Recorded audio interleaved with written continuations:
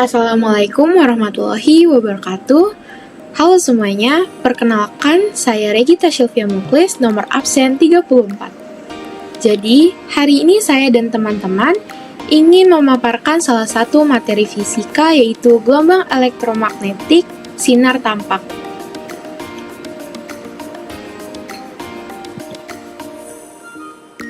Sebelum kami memulai presentasi yang akan kami paparkan, akan saya perkenalkan terlebih dahulu masing-masing anggota dari kelompok 5 ini.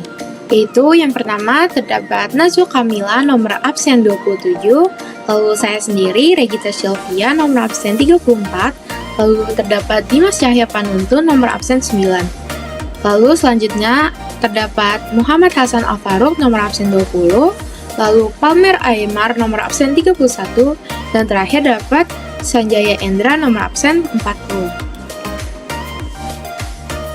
Halo, Assalamualaikum warahmatullahi wabarakatuh. Perkenalkan, nama saya Sanjaya Endra Sofyan, dan di sini saya akan menjelaskan materi bagian saya, yaitu bagian pengertian. Pengertian dari apa? Pengertian dari cahaya tampak. Tetapi sebelum kita masuk pengertian dari cahaya tampak, kita harus perlu ketahui apa itu cahaya. Jadi cahaya adalah radiasi elektromagnetik baik dengan panjang gelombang kasat mata maupun yang tidak. Selain itu, cahaya adalah partikel yang disebut foton. Sedangkan cahaya tampak adalah energi berbentuk gelombang elektromagnetik yang kasat mata dengan panjang gelombang sekitar 400 sampai 800 nanometer dan juga memiliki frekuensi sekitar 10 petahertz. Kemudian setelah itu setelah kita mengerti arti dari cahaya tampak dan juga cahaya, maka kita beralih kepada penemu dari cahaya tampak. Penemu gelombang cahaya tampak, Roger Bacon, yang pertama kali diakui spektrum terlihat dalam segelas air.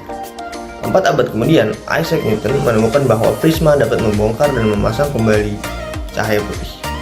Newton spektrum dibagi menjadi 7 warna, bernama merah, oranye, kuning, hijau, biru, nila, dan ungu. Kemudian Johann Wolfgang von Goethe berpendapat bahwa spektrum putih ini adalah fenomena lain.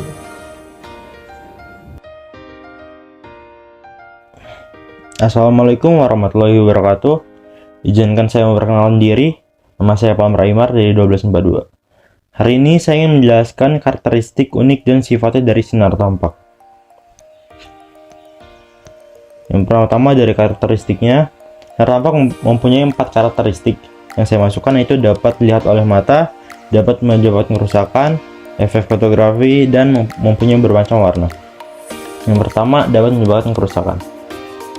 Sinar tampak dapat menyebabkan kerusakan pada kulit dan mata jika terpapar dalam waktu yang lama tanpa perlindungan. Yang kedua, dapat dilihat oleh mata seperti poin pertama. Sinar tampak dapat dilihat oleh mata, namun jika dilihat oleh mata dalam jangka waktu yang panjang tanpa perlindungan dapat menyebabkan kerusakan. Yang ketiga, efek fotografi.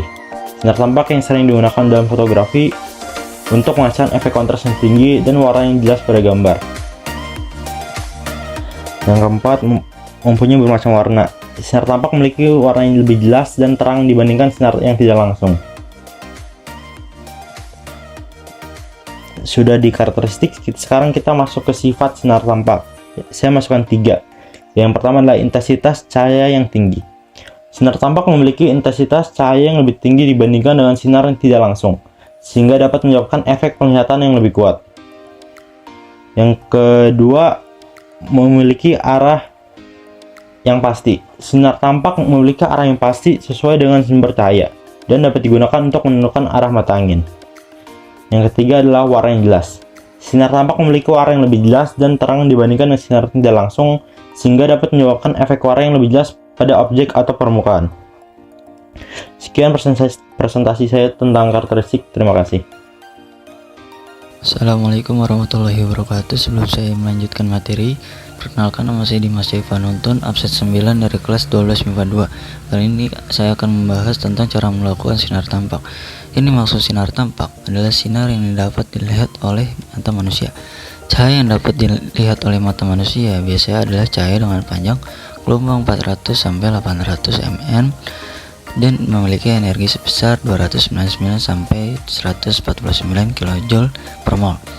Pada spektrofotometer sinar tampak, sumber cahaya biasanya menggunakan lampu pengisian yang sering disebut lampu Wolfram. Wolfram merupakan salah satu unsur kimia. Dalam label periodik, unsur Wolfram biasanya golongan unsur irahan sisi, tepatnya golongan 6B atau golongan 6, dengan simbol W dan nomor atom 74. Wolfram digunakan sebagai lampu pada spektrofotometer tidak terlepas dari sifatnya memiliki titik didih yang sangat tinggi, yakni mencapai 5930 derajat Celcius. Assalamualaikum warahmatullahi wabarakatuh. Perkenalkan, nama saya Muhammad Hasan Al-Faruq, absen 20. Berikut materi yang akan saya paparkan. Dampak negatif dengan adanya sinar tampak. Yang pertama, dapat merusak makula. Sinar laser yang digunakan dalam serat optik di bidang telekomunikasi dan kedokteran dapat merusak retina mata, terutama pada bagian makula atau titik sentral retina. Yang kedua, dapat merusak DNA.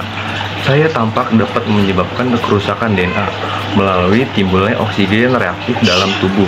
Kerusakan DNA pada sel dapat membuat sel berfungsi secara abnormal. Pertumbuhan sel liar inilah yang menyebabkan terjadinya kanker. Yang ketiga, dapat menyebabkan pigmentasi. Dapat menyebabkan pigmentasi atau perubahan warna pada kulit sehingga timbul bercak hitam yang mengganggu penampilan.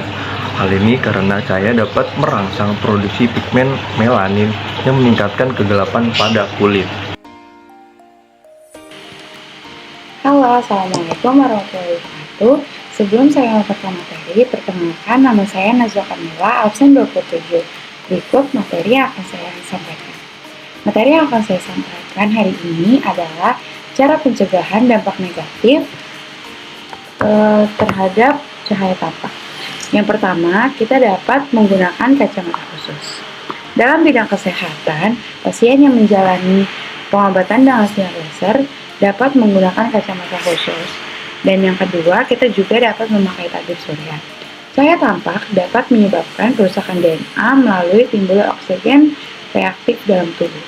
Kerusakan DNA inilah membuat sel berfungsi secara abnormal. Pertumbuhan sel liar inilah yang menyebabkan terjadinya kanker. Selanjutnya, saya Regita akan memaparkan materi tentang manfaat dari sinar tampak atau cahaya tampak. Pertama-tama, apa sih manfaat dari sinar tampak ini? Bisa kita lihat bahwa sinar tampak ini berfungsi untuk melihat benda di sekitar kita. Lalu, terdapat fungsi lain yaitu sebagai fotosintesis pada tumbuhan. Lalu selanjutnya terdapat juga di bidang industri yaitu sebagai pengelasan atau pemotongan besi atau baja. Sedangkan di bidang telekomunikasi ini, sinar laser ini dapat digunakan untuk mentransmisikan sinar cahaya yang berasal dari satu tempat ke tempat lainnya. Dan yang terakhir, terdapat juga manfaat di bidang kedokteran, yaitu sinar laser ini dapat dipakai sebagai mendiagnosis penyakit dan juga pengobatan penyakit. Namun jika digunakan untuk pengobatan penyakit, sinar laser ini dibutuhkan sinar yang kuat. Agar sinar yang digunakan ini dapat berfungsi sebagai pemotongan, pembakaran, ataupun menghancurkan suatu jaringan sel yang terdapat di dalam tubuh kita.